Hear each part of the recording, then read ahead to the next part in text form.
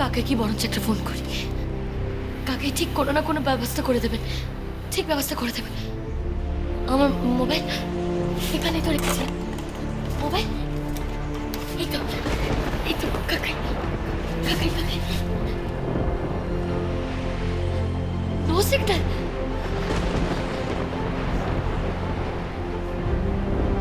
তার মানে তো ল্যান্ডলাইন ছাড়ার কোনো উপায়ও নেই। কাল সকাল অবধি অপেক্ষা করতে হবে। হে ভগবান।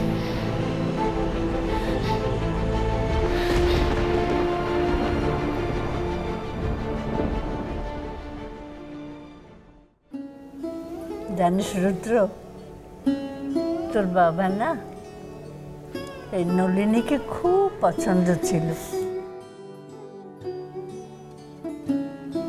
জানি। জানো, ওর আদর্শে প্যাশন ছিল, কিন্তু ম্যাচিউরিটি ছিল না। অন্যায়ের বিরুদ্ধে প্রতিবাদ করতে পারত, কিন্তু মানুষের ভুল ত্রুটি কিছুতেই ক্ষমা করতে পারত না। আজ শিখেছে সেটা তুমি তুমি সবসময় ওর পাশে পাশে আছো বলেই। বাবার সাথে মিটমাট করে নেওয়ার খুব ইচ্ছে ছিল পিসি। কিসের মিটমাট? তোর বাবা বলতেন যে ঝগড়াঝাঁটিটা মোটামুটি মিটে গিয়েছিল। তোর সঙ্গে তো কথাবার্তাও হয়েছিল, ওই যে যবে তুই কি একটা প্রাইজ পেলি না। তবে এরপর থেকে বিশেষ কোনো যোগাযোগ হয়নি তো, তাই এই নিয়ে দাদার মনে খুব দুঃখ ছিল। আমিও খুব চেয়েছিলাম পিসিমণি বাবার সঙ্গে যোগাযোগ রাখার। আমি জানি এই নিয়ে তোমাদের মনে খুব দুঃখ।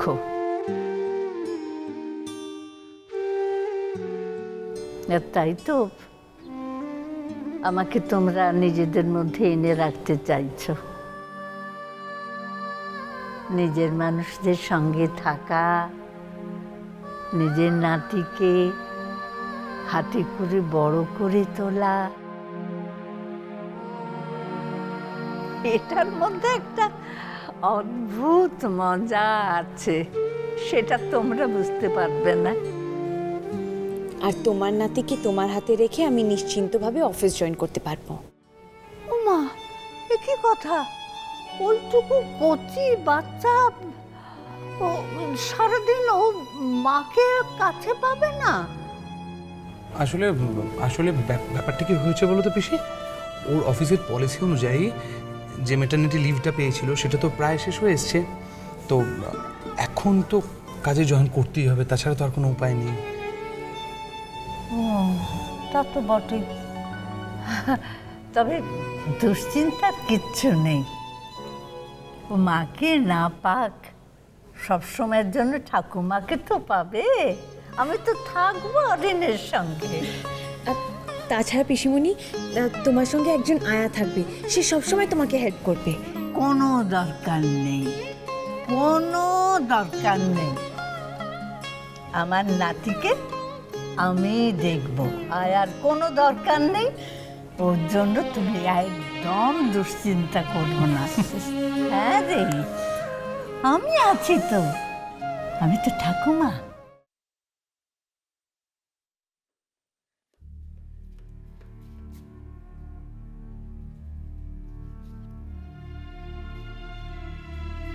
দাদা,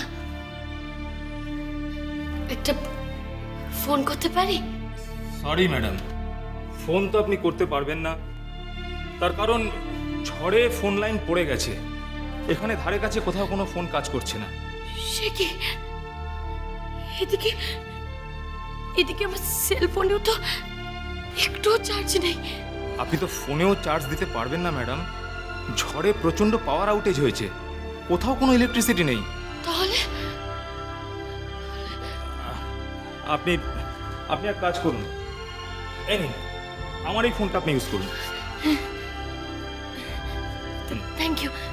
থ্যাংক ইউ সো মাচ।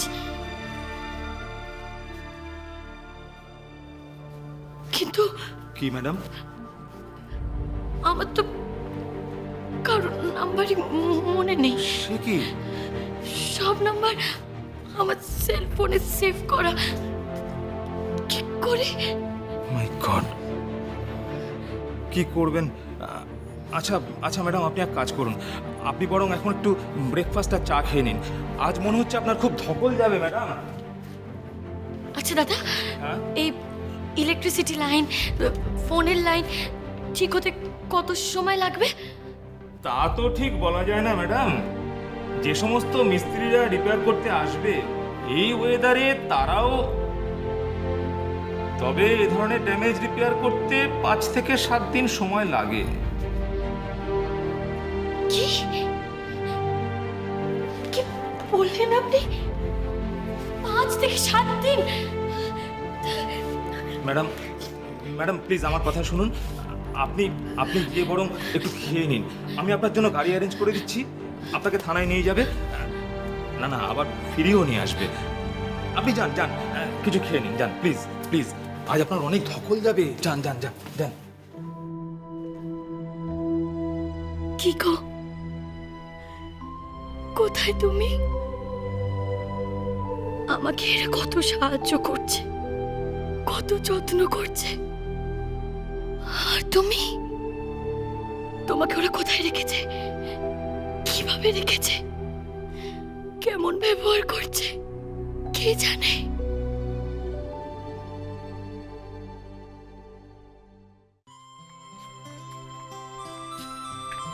তোর চা। এটা কি করছিস রে মহুয়া? রিয়ার নোটসগুলো থেকে একটু কপি করছিলাম। রিয়া নোটসে থেকে কপি করছিস কেন? গত সপ্তাহে একদিন ক্লাস মিস করেছিলাম, তাই আর কি। কি, তুই ক্লাস মিস করেছিলি?